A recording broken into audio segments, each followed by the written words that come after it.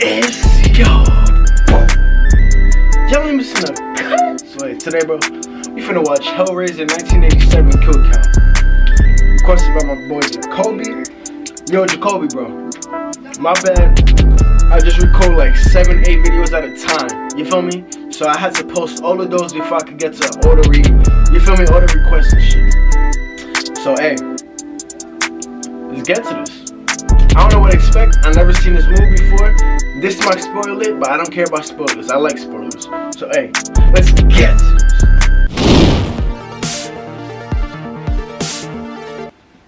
Welcome to the Kill Count, where we tally up the victims in all our favorite horror movies. I'm James A. Janice, and today we're looking at Hellraiser. Oh, that shirt low-key fire.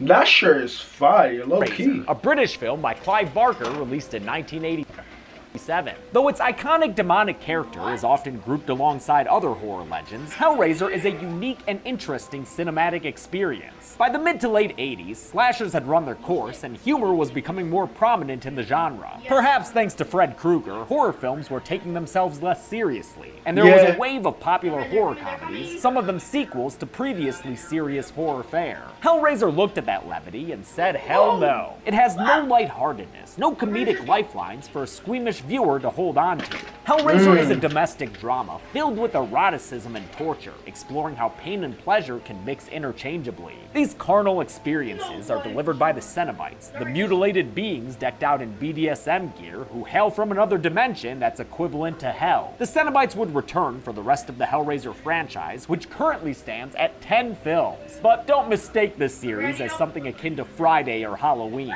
Unlike those, Hellraiser quickly wound up in direct-to-video territory, and its later sequels began as unrelated scripts with the Cenobites forced in later. They're not good. That's why I'll only be looking at the first 4 Hellraisers this month. I'll maybe cover the others in the future if there's enough interest, but for now, we'll look at the ones I'm not gonna lie.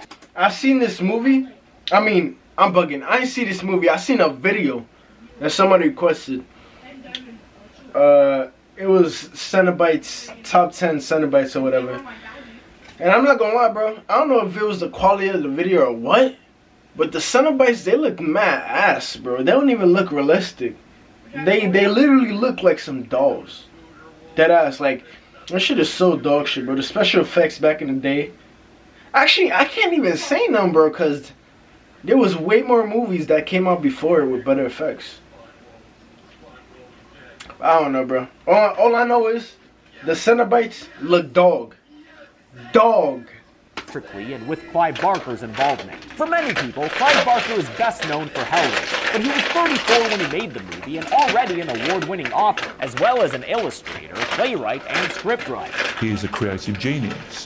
When we first met him, he would be sitting there thinking of one book, talking about another, and drawing something else at the same time. His work in horror and fantasy, which earned him high praise from Stephen King, often intertwines with sexuality and sadomasochism. After being disappointed by early adaptations of his work, Barker worked with first-time producer Chris Figg and made Hellraiser his directorial debut, based on his own 1986 novella, The Hellbound Heart. His inexperienced directing is evident in the movie, which features confusing character behavior and shots that are unclear in their meaning. Those flaws don't really matter to me because I'm too busy enjoying the movie's strengths. Barker approached Hellraiser more like an art film than a mainstream horror movie, with its terrors derived from dangers just outside our realm of understanding. Christopher Young's haunting epic score matches the lofty presentation of exquisite suffering. The suffering is shown in graphic detail with some of the best practical makeup effects of any horror film. What? Some of the best practical effects. What? Between all the explicit violence and the sexy sex scenes, I'm gonna have to leave some stuff out of this public version, even though I've got a sponsor. I don't want YouTube shutting this shit down. I will be able to get away with a little more than usual, though, thanks to today's sponsor, Raycon. Raycon's everyday earbuds are a great way to listen to your favorite. Yo, Raycon. Sponsor, nigga, bro. These could be Raycons in my ear right now. These could be. I would literally wear Raycons. You feel me? Y'all niggas sponsor me, I'll wear them bitches. For now, I gotta stick with that apple, bro. Favorite media. For those of us who like pleasure without any pain, their optimized gel tips and soft rubber feel fit perfectly in your ear without any discomfort. Sorry, Cenobites, but sometimes we want to listen to music without also enduring eternal damnation. Raycons have a built-in mic so you can speak to the Cenobites when they come a-calling, and with their 8 hours of playtime on a single charge, you won't have to worry about cutting the conversation short. Cenobites hate when you hang up on them. I recently used them when I sadly had to take down all my Halloween decorations. And Wait, why am I watching an ad? This guarantee. Can't get that kind of dead meat. Unlike a... Are there... I'm not gonna lie. He's a good salesman, bro. He sounds so charismatic. If I didn't realize I was watching an ad, I would have watched the whole thing. Or I'm not kills to gonna lie. count when they're mixed with unimaginable pleasure? Let's find out and get to that.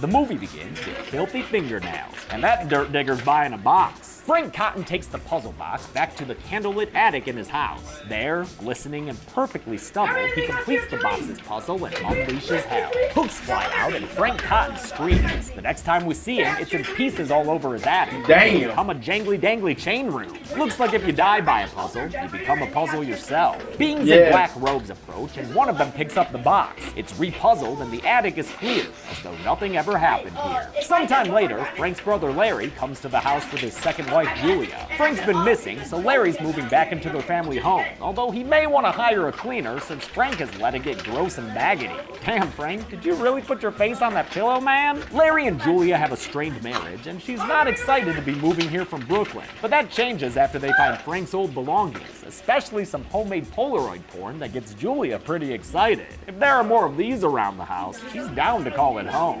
Why not? Moving day comes, and one of the Damn. So she likes his brother. cucks Julia right in front of Larry. But Larry might be into cucking, seeing as his response is to go get them beer. Why don't I get it? I've got nothing better to do. I know he was meant to be pissed there, but it almost seemed like he and Julia noticed that mover from across the bar and really dug his vibe. Larry's daughter Kirsty Cotton, played by a 20-year-old Ashley Lawrence in her first film, has also just moved to town. She's from his first marriage and has gotten her own place because she doesn't get along with her stepmother Julia. That your daughter? Uh-huh. Got her mother's looks. My mother's dead. Oh.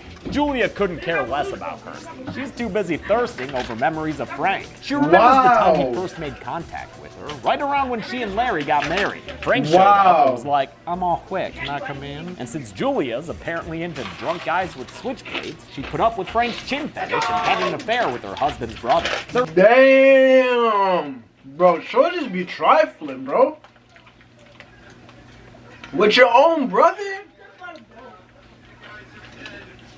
Shorties be trifling. A very erotic sex scene is intercut with Larry cutting his hand open on a nail. He wilts as he goes up to the attic to show Julia, and when his blood falls onto the floorboards, they slurp it up nice and good in a special effect done with reverse photography. It's just enough blood to kickstart Frank's resurrection. As Julia and the Cottons head to the hospital, the corpse of Frank Cotton buckles and bubbles back to life. These special effects are phenomenal, on a level with Rob Bottin's work in The Thing. In fact, this sequence of Frank reconstituting is probably one of my top practical effects scenes of all time. Frank's resurrection was originally a dusty skeleton Now this is good. That was a good scene. Those were some good special out of effects. a wall, owing to Hellraiser's modest budget of just under $1 million. Roger Corman's New World Pictures financed the movie, and it was New World's Tony Randall who gave them extra cash to create this sequence long after the rest of production had wrapped. Hellraiser's makeup team built wax organs and skin on top of animatronics. Then they melted all of it down and played the footage in reverse. As an extra detail, they created veins out of thread that they pulled out as the wax was melting. When played in reverse, it makes the veins appear as though they're growing into the body. I love this goopy nastiness, and Christopher Young's orchestral score completes its epic feeling.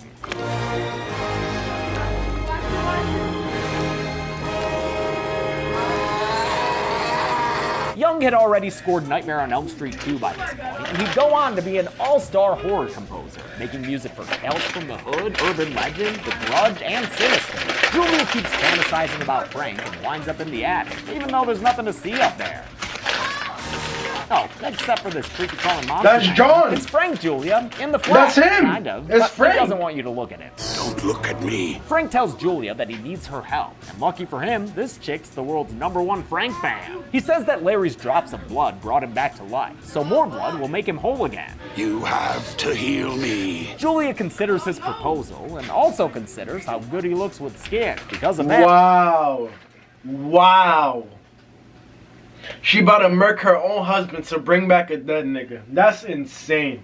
she agrees to be Frank's personal skin That's supply. insane. Human Frank was played by Sean Chapman, a native of London where Hellraiser was filmed. It was written to take place there as well, but to make it more appealing to American audience members, New World insisted on making the setting more ambiguous. Despite the very English-looking locations, Hellraiser supposedly takes place on the East Coast in the US. The Cotton brothers had always been written as American characters, and Sean Chapman played Frank with an American accent. But Chapman was one of several actors whose lines were overdubbed, which he was never told about, giving us a sort of David Prowse situation. Unnecessarily crass. Well, can I come in or not?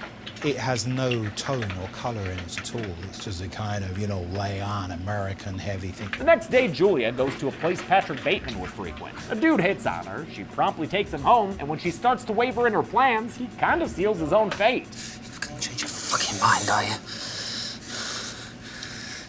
I'm sorry. Let's go upstairs. She lures him up to the attic, the least sexy place in this remarkably unsexy house, but that doesn't stop the dude from stripping down to his tighty-whities. When she gets an opportunity, Julia takes a hammer and strikes the man multiple times. She makes sure she finishes the job she set out to do. All that for a guy who doesn't... That nigga is soft. The first hammer strike, he looked the back. Let her do it again and again and again. He deserves to die. I'm not gonna lie. Don't look at me. But come on, Frank Monster, I want to watch. We do get a shot of the messy aftermath, but no more expensive transformation shots. The next time we see Frank, he's already reached a new stage. Every drop of blood you spill puts more flesh on my bones. Oh, by the way, Frank, what's your favorite offbeat horror movie starring Elijah Wood? Come to daddy. Oh, hey, me too. Frank says he Nigga, needs what a do you couple more mean? bodies to There's enough blood in that body complete. for you. The only way he'll escape the beings who are after him. The Cenobites. It's only a matter of time before they find I've slipped them. Then he and Julia can be together forever. And Julia finds that plan finger-licking good. While Frank the Human was played by Sean Chapman, Frank the Monster was played by Oliver Smith, except for when he's crawling around. For those shots, Frank was played by some kid. Oliver Smith was skinny enough to where the prosthetics meant to be his flesh and bones. Sticking something on the top of someone but making it look like and feel like that they've taken something away is a normal process in makeup, but this is amplified by 10. To design the look of this skin person suit, Clive Barker and lead makeup artist Bob Keane went to an autopsy and watched a doctor skin an actual corpse. Like I said, I didn't see much of it because I was going,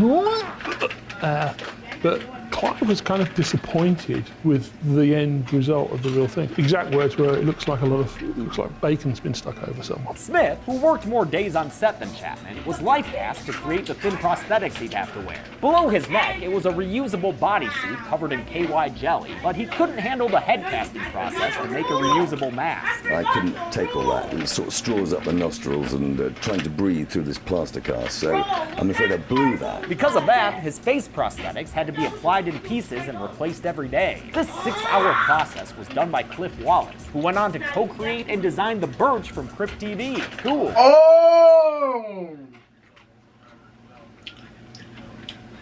That's crazy, bro. Because I know about Crypt TV, bro. They be having some fire films. But I don't watch them no more, you feel me? Because, like I said, fiction. But that should look fire. Kirsty Cotton's been trying to live her life and date this super bland Steve guy, but their romance keeps getting interrupted by weird shit. First, there's a beardo who stares at her on the street and comes into the pet store she works at just to eat her bugs. Give those back. You really want those back first? Then on top of that, she's having bloody nightmares of her dad in danger. Careful, Kirsty. That kind of trauma might affect your new relationship. Daddy. Steve's like, me? Julia goes all in on the Frank Flesh fundraising plan and picks up a second guy who she similarly kills with a hammer to the face. Damn. He's soft too. How is a shorty gonna kill you, bro? Julia How? is just the worst witch of a woman, but she does it for Frankie, who'd best say thank you for all that blood. He has a cigarette that he's excited he can taste again, and tells Julia how he got this way. It was through this box. Don't touch it. All right, man, cool it with the rules. He calls the box a door to heaven or hell, and says he went to knock it because he was bored with earthly delights. Cause yeah, dude, no greater pleasure than how you were living, huh? When he solved the box, the Cenobite showed up and gave him what he asked for. Pain and pleasure, indivisible. This is our first extended look at the Cenobites, and we're more than halfway through the movie. It's about the same time it takes Candyman to show up in his film, which was based on The Forbidden, a story written by Clive Barker. The original 4 Cenobites are Chatterer, Butterball, the female Cenobite, who isn't given a name, and Lead Cenobite, also not given a name in this first film. He'd quickly become known as Pinhead, of course, a nickname given to him by the makeup effects crew. Clive Barker always bristled at that, and prefers the moniker Hell Priest. Anyway, this leather gang fucked Frank shit up, so he makes Julia swear to help him hide away from them forever. The Cenobites were never intended to be the focal point of the film, but with their striking makeup design applied by the team at Image Animation and their suggestive leather attire done by costume designer Jane Wildgoose, it's not hard to see why they became fan favorites. Yeah, the leather attire, that shit is drip. I'm not gonna lie. I could see Balenciaga or some shit. Rick Owens dropping some shit that looks exactly like. They probably have some shit that looks like this, and it'll probably be like 4 bands, 3 bands. You feel me?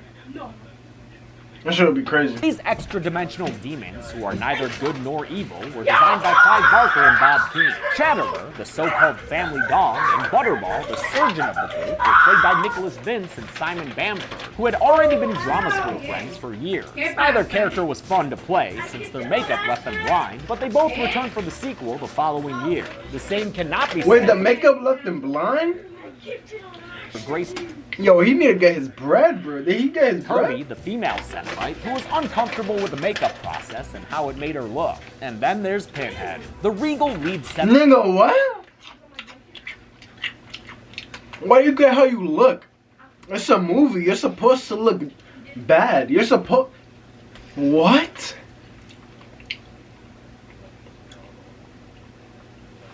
Cenobite was played by Doug Bradley, who had acted in plays that Barker wrote after the two of them met in high school. We've seen Bradley on the kill count in the abysmal Wrong Turn 5, but Pinhead will always be the actor's legacy. His unforgettable appearance, head divided into square inches by nails, was applied by Jeff Portas in a process that took 6 hours. During it, Bradley would zone out in a quote mystic experience that helped him get into character. He quickly learned that Barker wanted a subtle and authoritative performance. In the first day of filming, he kept giving me one note, which was do less. Just take it down, do less, take it down. I absolutely love Pinhead and the way he wields the power of hell indifferently. It's a testament to both the makeup crew and Doug Bradley as an actor. If the wrong actor had been wearing this, Pinhead would never be the success that it is. Larry has dinner with his daughter and asks her to try to help Hey, what if, man? You're the director, bro. You could tell them what to do. Like he did, do less. So what are you talking about? Julia, since she's been acting weird lately. Kirsty does a courtesy attack right as Julia's bringing home another victim. It's not what it looks like, Kirsty. No, really, it's actually not. When the third victim is attacked by Julia and her monster, we see how Frank consumes these guys by jamming his fingers into their necks. Gross. Kirsty comes inside and watches as this dude stumbles out of the attic begging for help. She offers a hand, but Frank comes out and finishes the kill, draining away the last of this guy's life force. Frank tells Kirsty who he is, her skeezy Uncle Frank. Come to Daddy. Get the fuck off of me! He corners her in the attic and makes advances on his knees, telling her that she's in for a world of pain. That's what makes the pleasure so sweet. Kirsty's not really an S&M type gal, though, so she goes for a weapon and finds What? the box that Frank is obviously attached to.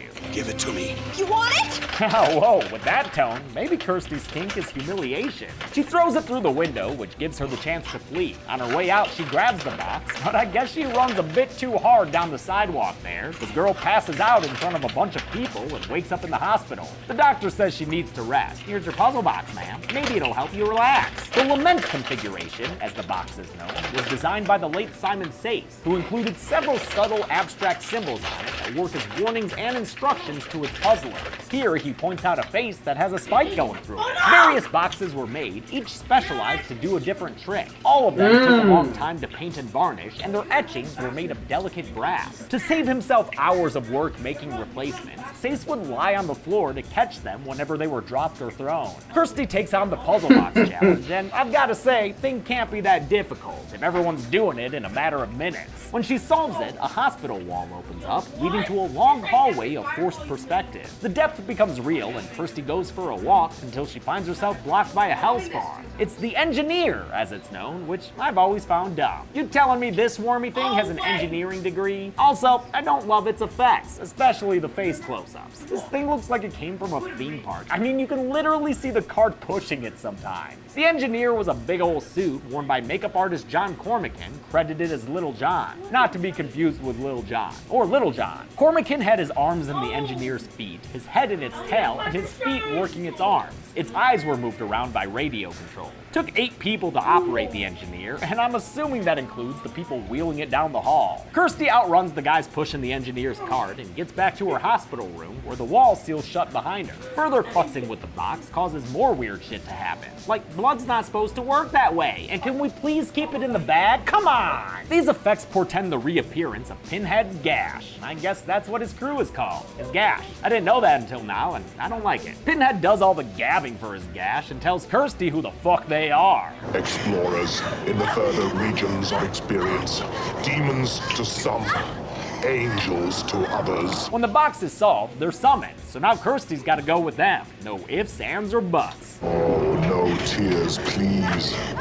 It's a waste of good suffering. Pinhead's dialogue is straight fire, yo. Kirsty realizes her Uncle Frank has also dealt with these demons, so she makes them a deal. If they let her go, she'll bring them the man who escaped. Pinhead and female Cenobites say Kirsty's maybe got a deal, but she best not try to trick them, or else we'll tear your soul apart. And the crowd goes wild! Now that Kirsty's in the know, Frank and Julia need to flee, but he's still epidermally challenged and needs a bit more protein. Oh, hey! Bro, how much more do you need? There's already be 3. How much more do you need? Larry, we were just talking about you, brah. Next time we see Larry, he's cracking his knuckles, and Julia seems super into it, so you know something's off. Kirsty gets back to the house so she can make sure her dad is okay. Well, here he is, Kirsty. Looks totally fine, except for the bleeding hairline. Don't hug him again, Kirsty. How do you not notice how gross he looks? Larry's gross because he's not Larry anymore, and the change is perfectly portrayed by actor Andrew Robinson. Do you hurt your baby? Barker really got every penny's worth casting him. Robinson's versatility is further exemplified by how different his character is in Child's Play 3. Now he's playing Frank Cotton because Larry Cotton is dead. His body in the attic has been stripped of its skin to fool the Cenobites into thinking it's Frank's. All right, Frank, you've got the look down. Now let's see how much you sound like Larry. Come to daddy. Yeah, might want to get more into character. Kirsty realizes what's happening and scratches off some of Frank's face flesh. Julia holds the girl as Frank comes at her with his knife, but ends up stabbing Julia instead. She begs him to stop, but he doesn't. Food is food. There's nothing personal, baby. Oh. Yeah, that's a bad horse to hit your wagon to, Jules. Kirsty hides from Frank in a storage room. It should work, as long as Jesus doesn't leap out at her. God damn it, Jesus left. Eventually, Frank forces Kirsty into the attic, where she trips over her dead dad. Womp womp. Wow, this dude killed your father, Kirsty. What do you think about him? Bastard! And he still don't got enough, bro. Try that again. Bastard! Much better, but still no pieces. Bastard! This bastard admits to Kirsty that he's dear old Uncle Frank, and the confession brings out the parole officers. Pinhead and his gash, are here to take Frank back to their world. You know, the one with all the chains and torture pillars. You're gonna like it there too, Frank. They capture him with hooks that go deep into his flesh, spreading out his limbs and rendering skin all over the place. Frank's turned into a human jerky factory, leaving him with one final thing left to say. Jesus wept. Then the dude blows up. Hell of a kill for Uncle Frank. Jesus Wept is probably this movie's most famous non-Pinhead line, and it wasn't even written by Clive Barker. He originally had scripted a simple "fuck you," but actor Andrew Robinson came up with the now iconic line. And Clive jumped on it without a question. The Cenobites have gotten Frank back, but that doesn't mean they don't want Kirsty too. We have such sights to show you. I love the bleeding wall when female Cenobites chase him. Yeah, Kirsty finds the yeah. lament configuration in the hands of Julia's corpse, though I'm not sure how she got to the mattress when she died in the stairwell. Kirsty wrestles the box away and de-solves the puzzle, which I guess works like the reverse Uno card, because now she's using it to zap Pinhead out of existence. Damn! As Steve What? gets to the house so he can randomly help out, Kirsty turns the cube to the other Cenobites and flashes them away one by one. I'm not counting these as kills because I think she's just transporting them back to their dimension. Butterball doesn't get zapped. Instead, he's crushed with debris. But he shows up in the sequel too, so he's fine. Don't worry about it. What's not fine is that goddamn Enja freaking Near who shows up for one final scare. Fuck off, worm! Kirsty sends another energy beam into its stupid worm face and zaps it away. Kirsty and Steve then leave the house and head to the city's, random burn pit? She tosses the cube into a fire, but then that vagrant dude shows up. Remember him? He ate crickets. And now that bug muncher's reaching into the fire. He takes the cube out of it, and before Kirsty's eyes, transforms into a giant flying skeleton beast. What the fuck? This dragon skeleton was a last-minute idea from Clive Barker, and it fell on Bob Keane to put it together in 4 days. Wouldn't it be awesome if this bony dragon rise up out of the flames? And I remember thinking, yeah, but we're shooting. It was made using a South American tapir skull with ibex horns in its eye sockets and a couple of plastic skeleton parts making up the body. The bony beast flies away from them Lost Boys style as the shots matted into the cube. The movie ends with the vendor selling it to a new, unsuspecting puzzler. What's your pleasure, sir? How many kills were given to us by Pinhead and his gash? Let's find out and get to the numbers. What is that? Oh! He just got zapped! Nah, bro, this nigga just got zapped. Nah. I counted 7 kills in Hellraiser, with Frank Cotton dying twice. The only female victim was Julia, so they must enjoy blueberries in hell. And with a runtime of 93 minutes, that left us with a kill on average every 13.29 minutes. Damn. From the golden chainsaw for coolest kill to Frank Cotton's second death. This is the film's ultimate kill, and it lives up to the anticipation. Pinhead talked a big game the whole movie, and he was able to back it up. Doll Machete for lamest kill will go to Frank and Julia's second victim. Dude looks kinda goofy while he's getting killed there. And that's it. Hellraiser came out in 1987. Hey. It made such a That's it, boy. If you wish for to subscribe to the channel, feel me? Hey, I'm not gonna lie. I don't know if it was the quality of the video or what, but the characters are way better from last time. From the last video that I've seen of these, the Cenobites, they look way better.